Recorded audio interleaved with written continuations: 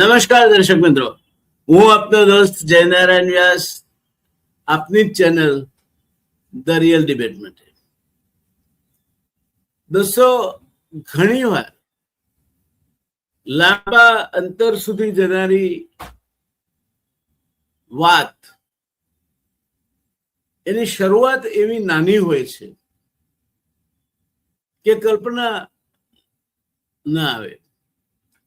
મુશળધાર વરસી પડતો મેઘ પણ નાની નાની શિખર દરિયાના પાણીમાંથી વરાળ બનીને ઉપર ઉઠે ને એમાંથી વાદળ બંધાય ને એમાંથી પછી મેઘરાજા તાટકે ત્યારે જળબંબાકાર થઈ જાય. નાની શરૂઆત છે. ભણવાની શરૂઆત કરે ત્યારે એકડ એક ઘૂંટીને કરીએ, કાં તો કલમનો ક ઘૂંટીને કરીએ. શરૂઆત નાની હોય. પર્વતારોહકો કોઈ મોટું શિખર સર કરવા માટે પર્વતારોહણ કરવા જાય તો પહેલું ડગલું પેલું વામનમાંથી વિરાટ બનેલા વિષ્ણુના 3.5 ડગલા જેવું મોટું વિશાળ ના હોય કે એક ડગલામાં પૃથ્વી, એકમાં આકાશ ને એકમાં પાતાળ એ કબજે કરી લે અને તોય અડધું ડગલું વધે તે બલિરાજાના માથે મૂકી અને એમને પાતાળમાં ચાપી દે. વામનમાંથી વિરાટ બન્યા હોય એવા અનેક દાખલાઓ છે. કોઈ કલ્પ્યું પણ ન હોય એવો માણસ ક્યારે જનનાયક બની જાય તે પણ ખબર નથી પડતી, અને ક્યારેક કોઈકની રમતનો હાથો બની જાય તે પણ ખબર નથી પડતી. માણસ ભાવનાઓથી દોરાય છે અને જ્યાં સુધી માણસ ભાવનાઓ અને લાગણીઓથી જોડાતો રહેશે, એ બુદ્ધિથી નહીં પણ લાગણીથી ચાલશે, ત્યાં સુધી છેતરાતો રહેશે. આજે આપણે એવી જ એક વાત કરવાના છે. કેટલાક વર્ષો પહેલા ના એક દ્રશ્ય તરફ તમને લઈ જવા માંગુ છું. રામલીલા મેદાનમાં દિલ્હીમાં એ નાટક ભજવાયું હતું. ખૂબ અસરકારક રહ્યું. અન્ના હજારે જેવો સમાજસેવી ઉપવાસ પર બેઠો હતો. ત્રિરંગા ધ્વજ લહેરાતા હતા. ભારત માતા કી જય બોલાતી હતી. અને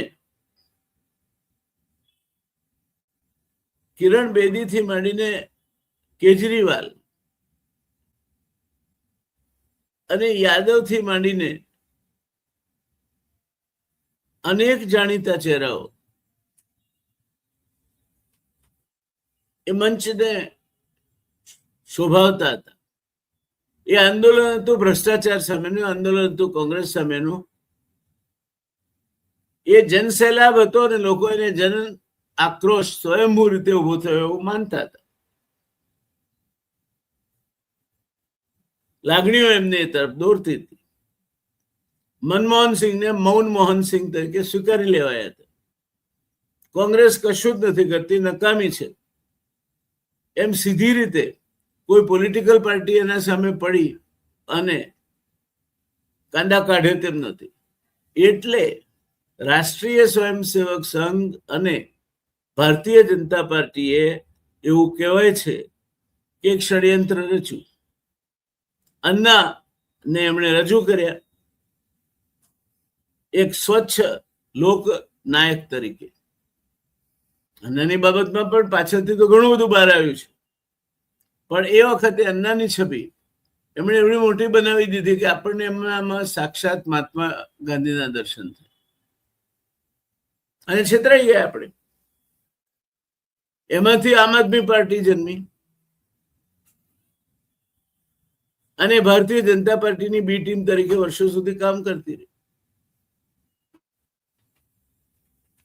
આજે આમ આદમી પાર્ટી નષ્ટપ્રાય થવા તરફ જઈ રહી છે. એ એમના જ પુણ્ય પ્રતાપ. જ્યારે એવું કહેવાય છે અને અકાલ તખ્ત એવું કે છે કે બે એજન્સીઓ પાસે એમણે તપાસ કરાવી છે ફોરેન્સિક, અને દારૂના નશામાં ધૂત બનીને ગુરુને દારૂ છંટણા કરનાર વ્યક્તિ બીજું કોઈ જ નહીં પણ હાલના પંજાબના મુખ્યમંત્રી છે અકાલ તખ્તથી રોષે ભરાયું. એણે આદેશ કર્યો અને ધારાસભ્યો, સાંસદો અને અગ્રણીઓ 90-95 લોકોને બોલાવ્યા. એની સાથે વાત થઈ. મને લાગે છે કે પંજાબમાં આમ આદમી પાર્ટીનું નામું નખાઈ ગયું. જો બોલે સો નિહાલ, સત શ્રી અકાલ. એ લોકો સમજ્યા નહીં કે અકાલ તખ્ત કોનું પ્રતિનિધિત્વ કરે છે. અકાલ તખ્ત 3 એવી શક્તિઓનું પ્રતિનિધિત્વ કરે છે કે જે અનંત છે. સત એટલે સત્ય, શ્રી એટલે કલ્યાણ, અને અકાલ એટલે અનંત કાળ સુધી. અકાલ જેને કાળ લાગુ પડતો નથી, અમર્યાદ સમય સુધી. અમર્યાદ સમય સુધી કલ્યાણકારી એક જ વસ્તુ છે, એક જ રસ્તો છે, ને સત્યનો રસ્તો છે. અને અકાલ તખ્ત એ રસ્તાનું પ્રતિનિધિત્વ કરે છે. અને એણે જ્યારે આ હરકત જોઈ, જે ગુરુઓના કારણે આ પંથ ઉજળો છે, જેમને પૂજે છે, જેમની ગુરબાની સાંભળે છે, ગુરુ ગ્રંથ સાહેબને મથા ટેકે છે, એ શીખ સમુદાય પંજાબમાં પ્રભાવી છે. ભાજપનું તો ત્યાં કશું હતું જ નહીં. પણ કિસાન આંદોલનમાં ભાજપ સાથે બેસી રહેવાને કારણે ત્યાં અકાલી દળે પણ એનું પણ નામું નખાઈ ગયું. કોંગ્રેસ ને એમણે જાતે જ તોડી પાડી. કોંગ્રેસમાં એક અદભુત શક્તિ છે, પોતે જ પોતાની જાતને તોડી પાડવી. એને આલ્બાસ્ટ્રોસ મેન્ટાલિટી કહેવાય છે. એ પક્ષી ખૂબ ઊંચું ઉડે અને પછી ઊંધા માથે દરિયામાં પડે આપઘાત કરવા માટે. અને આલ્બાસ્ટ્રોસ મેન્ટાલિટી કે સેલ્ફ કિલિંગ મેન્ટાલિટી. એટલે પંજાબે કુંવર અમરજીતસિંહ, જે એમના સર્વમાન્ય નેતા હતા, એને જ નિશાન બનાવ્યું અને કોંગ્રેસ તોડી. પરિણામે આમ આદમી પાર્ટી આવી. કારણ કે ભાજપ આવી શકે તેમ નહોતી. ફરી કહું છું, આમ આદમી પાર્ટી પંજાબમાં એટલા માટે આવી કે ભારતીય જનતા પાર્ટી આવી શકે તેમ નથી. અને એ આમ આદમી પાર્ટીના પ્રધાન તરીકે એક વખતે કહેવાય છે કે લોકસભામાં ધૂત હાલતમાં દારૂ પીને જેમણે પ્રવેશ કરેલો, એ પવિત્ર મંદિર જેના પગથિયે દાખલ થતા પહેલા માનનીય શ્રી નરેન્દ્રભાઈ મોદીએ માથું ટેક્યું હતું. પછીની વાતમાં આપણે નથી પડવું, પણ એ સિમ્બોલિક એની પવિત્રતા અને સર્વોપરિતા જાળવવાની એમણે આપણને એક નિશાની આપી. ત્યાં ધૂત સાહેબ દૂત થઈને જઈ ચડ્યા. માન સાહેબ, જેમના નામમાં ભગવંત સમાયેલા છે. એટલે આ પરિસ્થિતિમાં એક નાની શરૂઆત માંથી મોટું આંદોલન અને વર્ષો સુધી આ દેશમાં શાસન કરનાર પાર્ટી એવી તો ઘરભેગી થઈ કે આજે હજુ એના છોતા ક્યાં ઉડ્યા છે જડતા નથી. હજુ બેઠી થઈ શકી નથી. હજુ ભારતીય જનતા પાર્ટી નહેરુને ગાળો પાડે છે. ગુજરાતમાં કશું ખોટું થાય તો કોંગ્રેસ શાસનમાં થયું તો હજુ કહેવાય છે. અને એ જ કોંગ્રેસ શાસનમાંથી ગુજરાતને મુક્ત કરવાના સોગંદ લેનાર ભારતીય જનતા પાર્ટી કોંગ્રેસ યુક્ત બની ગઈ છે. એના મુખ્યમંત્રીઓ, જે વગેદાર મંત્રી કહેવાય, આજે ગુજરાતના મંત્રીમંડળમાં મંત્રીને નામથી ઓળખે એવા મંત્રીઓ કેટલા? ઈન મિન્નતીન. અર્જુનભાઈ મોઢવાડિયાને નામથી ઓળખે લોકો, ભાઈ કુંવરજી બાવળિયાને નામથી ઓળખે, અને ત્રીજા ગણવા હોય તો શોધવા પડે. કનુભાઈ નાણામંત્રી છે, પણ એમનો ભૂતકાળ તો યુનાઇટેડ ફોસ્ફરસના પીઆરઓ તરીકેનો છે. અનેકોના કેબિનો બહાર એમણે રાહ જોઈ છે. હવે રાજાની મેન્ટાલિટી ક્યાંથી લાવવાની? અને પીઆરઓમાંથી આખા દેશનું આખા રાજ્યનું નાણાતંત્ર ચલાવવાનું જ્ઞાન. ચમત્કાર થાય તો જ આવે. કનુભાઈ જુદા કારણોસર ત્યાં છે, અને કનુભાઈ નમ્ર માણસ છે, એટલે કનુભાઈ કઈ દાખલો કરતા નથી. હર્ષભાઈ વિશે કઈ કહેવાય એવું નથી. એ એમનેથી કોઈએ બીવાનું હોય તો ચંદ્રકાંત પાટીલે બીવાનું છે. ગમે ત્યારે એ ચંદ્રકાંત પાટીલને આ જેમ કેજરીવાળ વાળી કરી દિલ્હીમાં, એમ સુરતમાં હર્ષ સંઘવી વાળી થાય એ દિવસે ચંદ્રકાંત પાટીલને પહેલો ભય છે. એટલે નાની ઘટના એમાંથી મોટા પરિણામો આવે. માધવસિંહ સોલંકીને ખ્યાલ પણ નહીં હોય કે જે આળવિતું એ કરવા જઈ રહ્યા હતા, અને એની શરૂઆતના એમના ઉચ્ચારણોનો હું સાક્ષી છું, કારણ કે હું ને કાંતિ ભટ્ટ એમની પાસે બેઠા હતા. તે વખતે રાધનપુરનું પ્રતિનિધિ મંડળ એમને મળવા આવ્યું હતું, અને ત્યારે એમણે કહેલું કે આ મારા શિકારી વરુઓ છૂટા મૂકીશ તો કોઈની જીગર નથી કે એમનો સામનો કરી શકે. કેવો હતો રાવણ તત્વવેત્તા, નવે ગ્રહો નિકટમાં જ રહેતા, હરિ સીતા સુજી કુબુદ્ધિ, વિનાશ કાળે વિપરીત બુદ્ધિ. કોંગ્રેસે બે વસ્તુ ગુમાવી. કોંગ્રેસે પાટીદાર મતદાર જેની લોયલ વોટ બેંક હતો, બે બળદની જોડીને કોઈ ના શકે તોડી, એ એને પોતાનું નિશાન સમજતો હતો. ગાય વાછરડા સુધી ચાલ્યું, પછી આ ડખો પડ્યો 1985 તે આજ સુધી નથી સુધર્યો.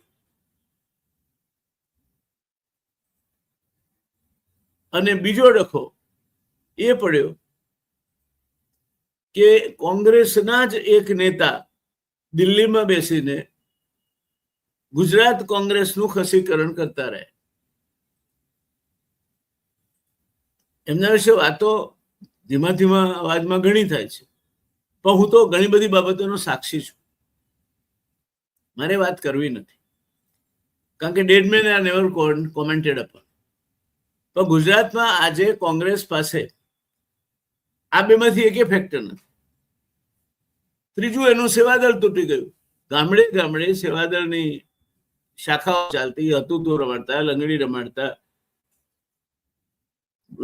રૂ લોડતા શીખવાડતા, પુણ્યો બનાવતા શીખવાડતા, કાંતણ હરીફાઈઓ થતી, રાષ્ટ્રગીતો ગાવાની હરીફાઈઓ થતી. બધું ગુમ થઈ ગયું,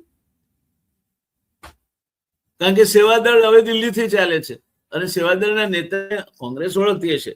બાકી બજારમાં મૂક્યા હોય એમને વેશપલટો કરી, વગર વેશપલટો કરીને એમને ફરતા મૂક્યા હોય, અને 10 માંથી 9 માણસને ખબર નહીં હોય કે આ સાહેબ કોણ છે. સેવાદળ દિલ્હીથી ના ચલાવાય. સેવાદળે ગામે ગામ પહોંચવું પડે જો કોંગ્રેસને બેઠી કરવી હોય. પણ આ બધું એક નાની ભૂલ પેલા મારા ભૂખ્યા વરુઓ વાળી, એને પાટીદાર મતદારોને દૂર કર્યા. સેવાદળે કોંગ્રેસના મૂળિયા કાપી નાખ્યા, અને એક વખતની આઝાદીની લડત માટેની એકમાત્ર પાર્ટી, રાષ્ટ્રીય સ્વયંસેવક સંઘમાંથી કે ભારતીય જનતા પાર્ટીમાંથી તમને 10 નામ લાવી આપો એવા કે જેમણે આઝાદીની લડતમાં જેલ વેઠી હોય. હા, શ્યામા પ્રસાદ મુખર્જી કોંગ્રેસમાં હતા એક સમય, લીગ સાથે મળીને એમણે કામ કર્યું, એ પણ હકીકત છે. પણ અટલજી એ મૂળ રાષ્ટ્રીય સ્વયંસેવક સંઘની પેદાશ નથી, એ સ્ટુડન્ટ ફેડરેશનમાં હતા. એટલે નાની બાબત ઘણી મોટી બની જતી હોય છે, અને કહેવાય છે કે નળરાજાના શરીરમાં કળિયુગ પગની પાની કોરી રહી ગઈ હતી, એમાંથી પ્રવેશ હતો. મને લાગે છે કે આ કહેવત ધીરે ધીરે હવે અત્યારની સરકાર માટે સાચી પડતી લાગે છે. દોસ્તો, એક એવું આંદોલન ઉભું થયું જેને કોઈએ ગંભીરતાથી ના લીધું. એક વંદો શું કરી લેવાનો હતો? પગ નીચે કચડી ન ખાય. પણ એ જ વંદાઓ જયારે ભેગા થઈ અને વંદાઓની ફોજ ઉભી થાય ત્યારે સંસદ સુધી પહોંચી જાય. એ કાલે જોયું આપણે. કોકરોચ રાજકીય આંદોલનનું કદાચ આ સૌથી વિચિત્ર પ્રતીક હોઈ શકે. ક્યાંય વંદાને કોઈ રાજકીય આંદોલનનું પ્રતીક બનાવ્યો તમે જોયો? એક એવો કીડો, એક એવો જીવ જેને મોટાભાગના લોકો જોતાની સાથે જ કચડી નાખે છે, જેને ગંદકી, ઉપેક્ષા અને જીવિત રહેવાની અદ્ભુત ક્ષમતાનું પ્રતીક માનવામાં આવે છે. પરંતુ વર્ષ 2026ની ઉનાળાની ઋતુમાં હજારો ભારતીય યુવાનોએ એ જ કોક્રોચને, એ જ વંદાને પોતાનું પ્રતીક બનાવી લીધું. તમે જોઈ શકો છો મારા સ્ક્રીન પર આ વંદો, એને હજારો યુવાનોએ અપનાવી લીધો. કોક્રોચ જનતા પાર્ટી નામનો શબ્દ અસ્તિત્વમાં. હજારો ભારતીય યુવાનોએ એ જ કોક્રોચને પોતાનો પ્રતીક બનાવી દીધો. તેઓએ પોતાના બેનરો પર વંદો દોર્યો, ટી શર્ટ પર જેમ ક્રિકેટરો જાહેરાતો છપાવે છે એમ વંદો છપાવ્યો. સોશિયલ મીડિયાની પ્રોફાઇલ પિક્ચર બનાવી જે કોક્રોચની હતી, વંદાની હતી, અને એ જ પ્રતીક સાથે ભારતની સંસદ તરફ કૂચ કરી. ગઈકાલે જોયા છે દ્રશ્યો તમે. શરૂઆતમાં આખા દેશે આની ઠંડી મજાક ઉડાવી, મીડિયાએ પણ, માધ્યમોએ પણ. માધ્યમો તો અત્યારે ચાટુકારિતા માટે જાણીતા છે, એટલે બને ત્યાં સુધી ઠેકડી ઉડાડીને કોઈ મુવમેન્ટને કઈ રીતે તોડી પડાય એમાં એ પાવરધા છે. એમણે શરૂઆતમાં ઠેકડી ઉડાવી.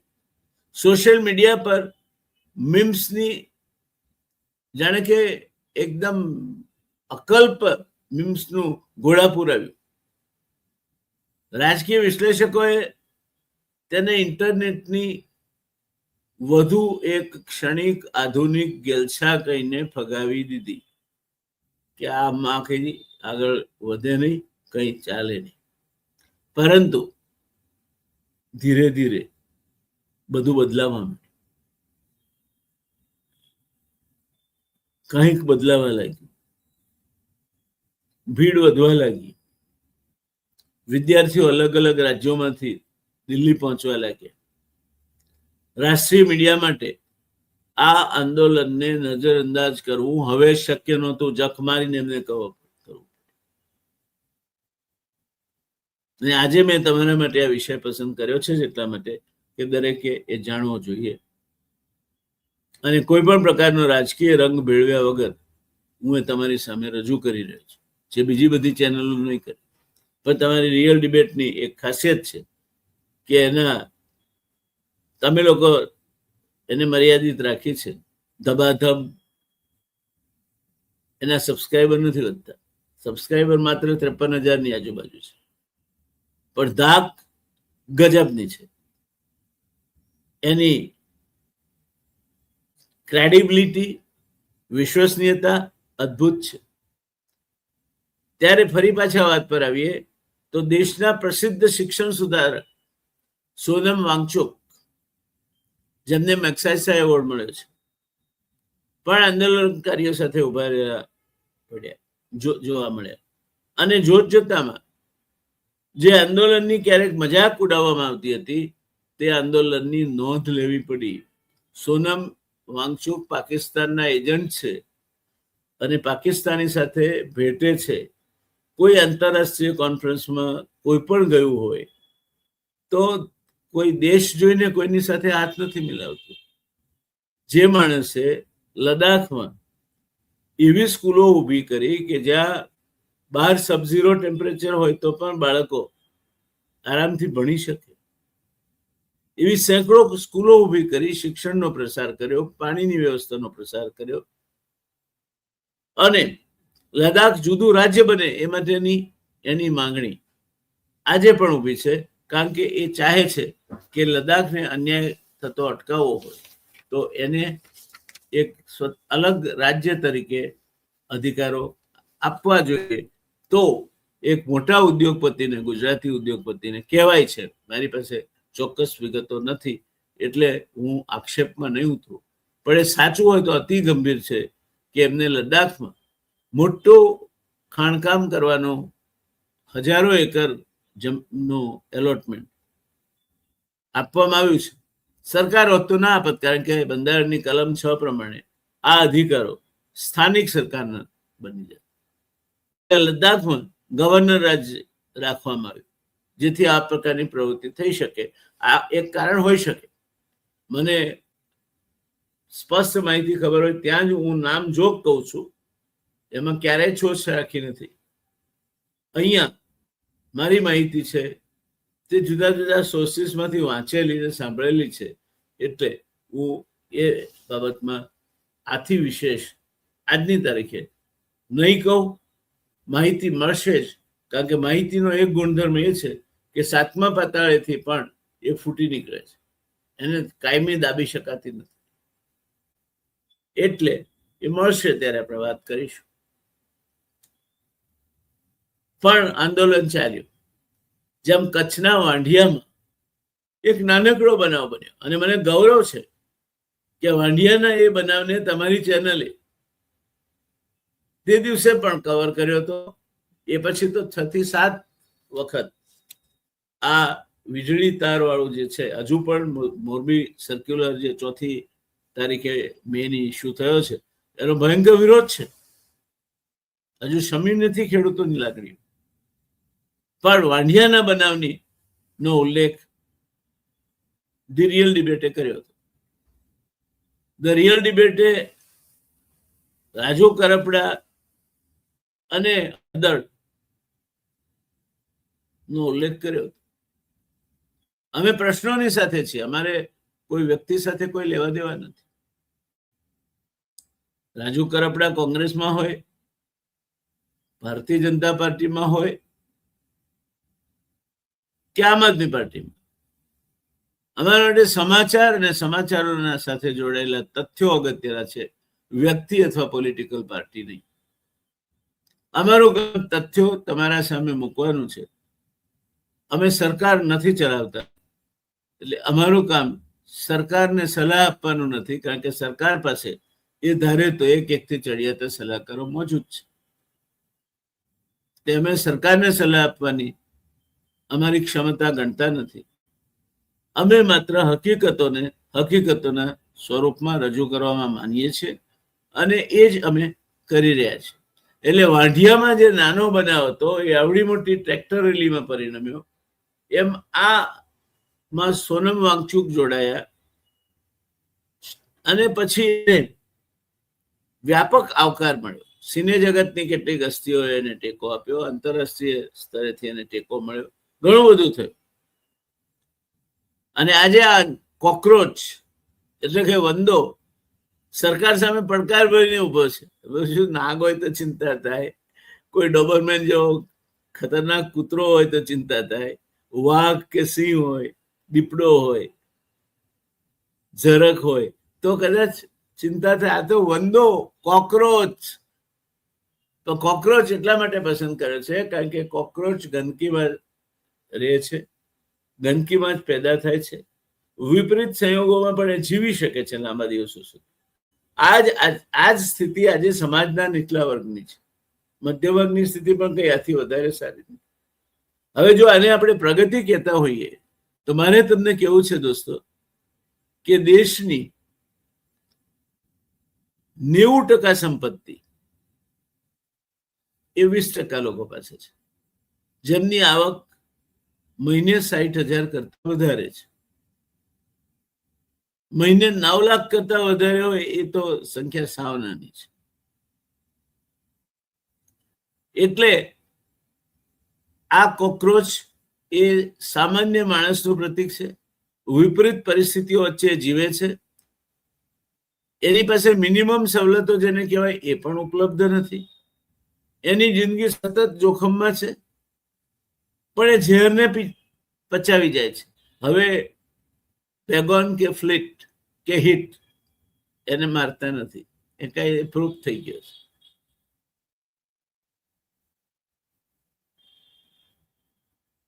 અને આને કારણે અમારી કોકરોચ, આમી કોકરોચ નામવાળું એક આંદોલન સંસદના દરવાજા સુધી પહોંચી ગયું. કેવી રીતે પહોંચી ગયું? આ પ્રશ્નનો ઉત્તર શોધવા માટે આપણે દિલ્હીથી શરૂઆત નહીં કરવી પડે, બલકે એ કરોડો ભારતીય યુવાનોના જીવનથી શરૂઆત કરવી પડશે, જેઓ પોતાના ભવિષ્યમાં એવી ચીજ શોધી રહ્યા છે કે જે દિવસે દિવસે દુર્લભ બનતી જઈ રહી છે. એક સુબહ કભી તો આયેગી એ ચલચિત્રના ટાઇટલ સોંગ માફક એમના માટે એ સુબહ ક્યારે આવે એવી શક્યતા આજે દેખાતી નથી. રામને મંદિર ઝાલર વાગે ઘંટના ગોળ સુનાય, શેઠની મેળીએ થાળી વાજો મંગળ ગીતો ગાય, ત્યારે મંછા ડોશી ઘંટી દળી અને પેટનો ખાડો પૂરવા મતતી હોય એ દ્રશ્ય આજે તમારી સામે છે. યુવાનોની સ્થિતિ, સમાજના નીચલા વર્ગની સ્થિતિ, એમાં નીચલો મધ્યમ વર્ગ પણ આવી જાય, દિવસે દિવસે દુર્લભ બનતી જઈ રહી છે. રોજગાર નથી,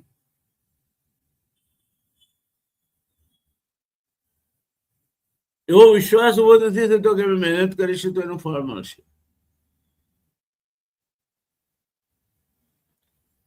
અને એને કારણે કોકરોચની કહાની વાસ્તવમાં કોઈ જંતુની કહાની નથી. એ ભારતના કરોડો નિમ્ન મધ્યમ વર્ગ અને ગરીબ વર્ગની કહાની છે, જે ગંદકીમાં, વિપરીત પરિસ્થિતિમાં અનેક મુશ્કેલીઓનો સામનો કરીને ટકી જાય છે, જીવે છે, સંઘર્ષ કરતા રહે છે. અને એમની નિશાની છે કોકરોચ, એમની નિશાની છે બંધો.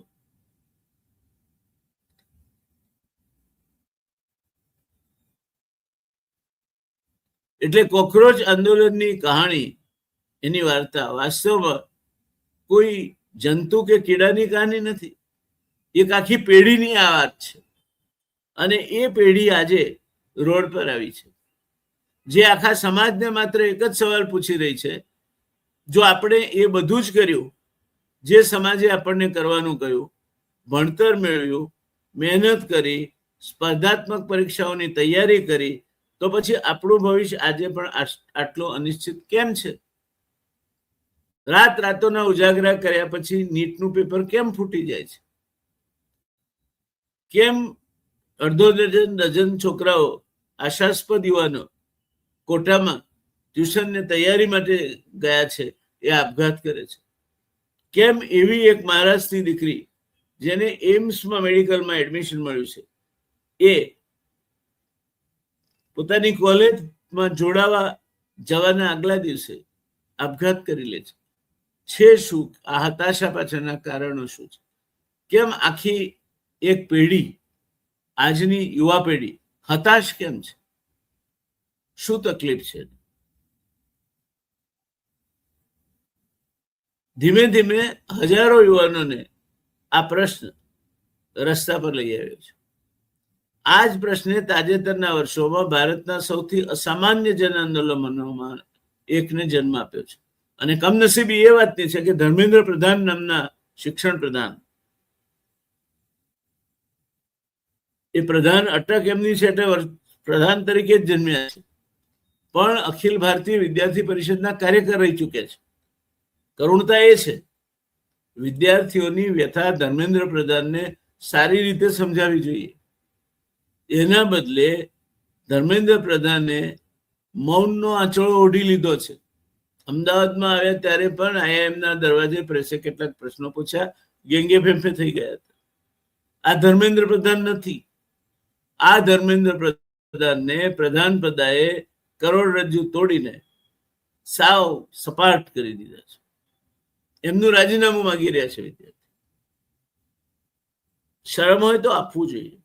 જો રેલવે અકસ્માત થાય અને લાલ બહાદુર શાસ્ત્રી રાજીનામું ધરી દે, જો ગૌરક્ષા આંદોલનની રેલી કૂચ કરીને કરપાત્રીજીના નેતૃત્વ હેઠળ સંસદ તરફ આવતી હોય અને એના પર ગોળીબાર થાય, તો ગુલઝારીલાલ નંદા ગૃહમંત્રી તરીકે રાજીનામું આપી દે. જો ટીટી કૃષ્ણમાચાર્યન કંપની ના ભ્રષ્ટાચારની વાત આવે તેની સજા હીરુભાઈ પટેલ, એચએમ પટેલ, આઈસીએસ ભોગવવાનું માથે લે.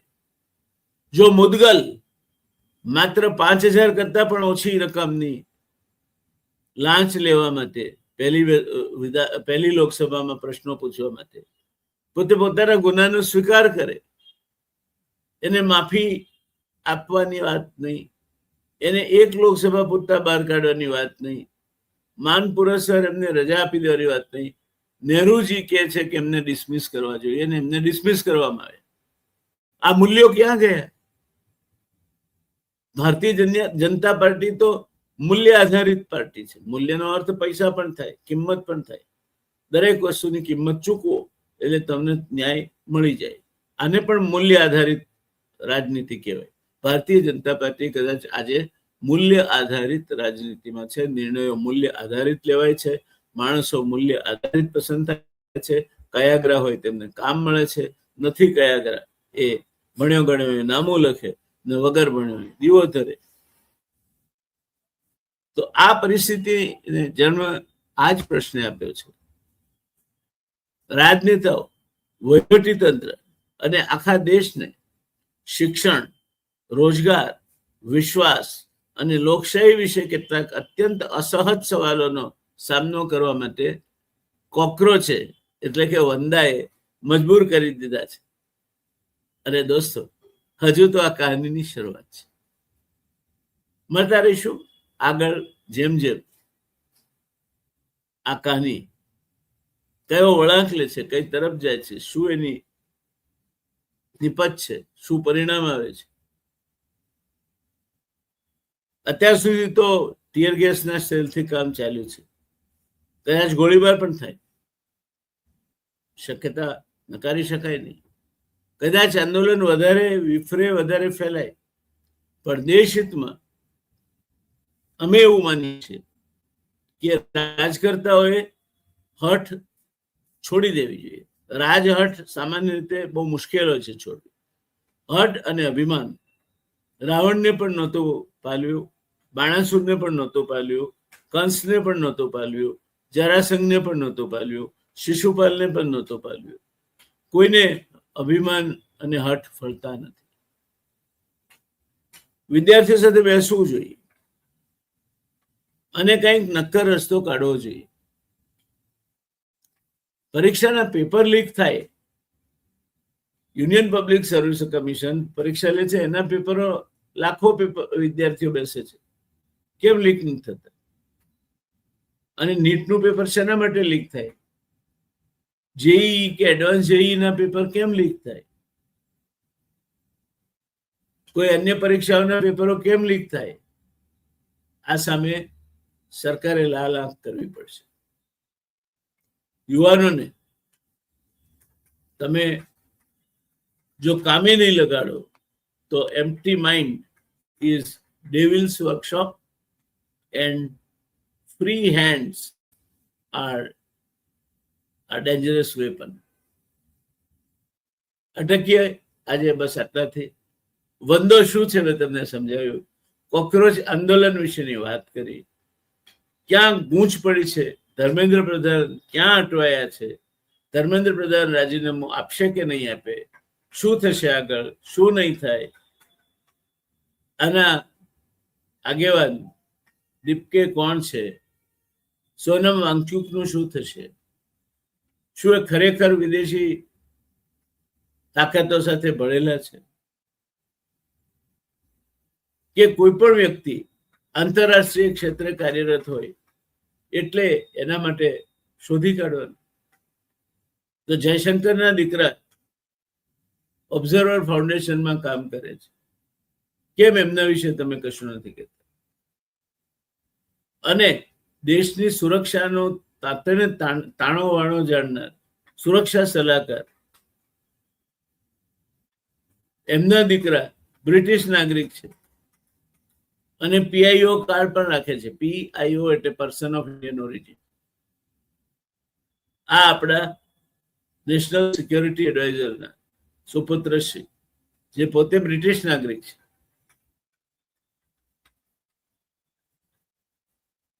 સલામી આપે છે તો બ્રિટનના ઝંડાને આપે છે. એના માટે નેશનલ એન્થમ એ બ્રિટનનું નેશનલ એન્થમ છે, જનગણમન નથી. અને બાપા દેશની સુરક્ષા સલાહકાર તરીકે સલાહ આપે છે. બેવડા ધોરણો ક્યાં સુધી ચાલશે અને ક્યાં સુધી છુપાવાશે? સમય આવી ગયો છે આ બધા પ્રશ્નોનો જવાબ આપો. It is not sufficient that you are efficient. તમે કાબેલ છો અને હોશિયાર છો તે પૂરતું નથી. તમારી ઇન્ટિગ્રિટી, તમારી વિશ્વસનીયતા એ પણ અકબંધ હોવી જોઈએ. અજીત ડોભાલ એ પરીક્ષામાં ફેલ થાય છે. જયશંકર એ પરીક્ષામાં ફેલ થાય છે. શું કરીશું આપણે? અને આ તો જાણીતા દાખલા છે. બાકીના કેટલાયના દીકરા દીકરીઓ સેન્સિટિવ સંસ્થાઓ હોય એમાં વિદેશમાં નોકરી કરતા હશે, કોઈ શંકા નથી. ખબર લેતા રહીશું એમની. અમારી હિન્દી ચેનલ છે ખબરદાર, બધા જોતા રહો. આગળની ચર્ચા ત્યાં પણ તમને સાંભળવા મળશે. ધન્યવાદ દોસ્તો, મળતા રહીશું. હું આપનો દોસ્ત doctor Jaynarayan Vyas, the real debate channel.